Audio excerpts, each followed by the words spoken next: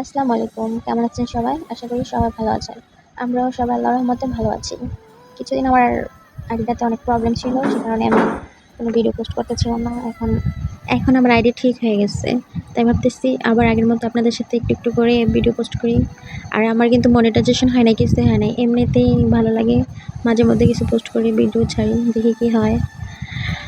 যাই হোক, দেখেন কিভাবে লাচ্ছিটা আমি বানাই। আমি সবগুলো টক দই যে ব্লান্ডারে ঢেলে নিচ্ছি, তারপরে লেবু 2টা কেটে নিয়েছিলাম, ওই লেবুর রসগুলো সবগুলো এগুলোর সাথে দিয়ে দিয়েছি।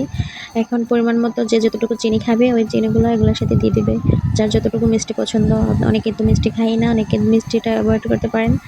তারপর পরিমাণ মতো একটু লবণ দিয়ে দিচ্ছি। এখন ব্লান্ডারে ভালো করে ব্লান্ডারটা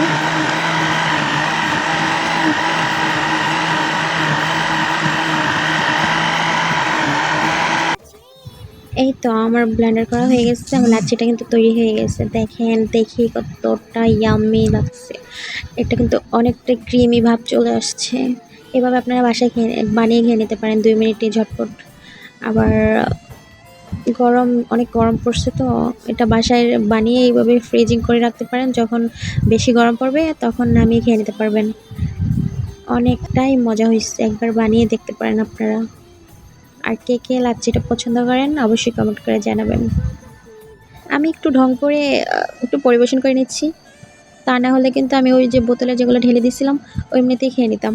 এখন ভিডিও বানানোর ইয়েতে আমি একটু ঢং করতেছি, বুঝছেন।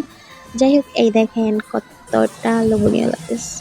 আমি কিন্তু এটা খেয়ে ফেলছি, আমার এগুলো খাওয়া শেষ। কিন্তু এখন দেখে আমার আবার লোভ হচ্ছে খাওয়ার, বুঝছেন। আমি কিন্তু এমনিতেই লাচ্ছি অনেক পছন্দ করি। যাই হোক, আজ এই পর্যন্তই। সবাই ভালো থাকবেন। আল্লাহ হাফেজ।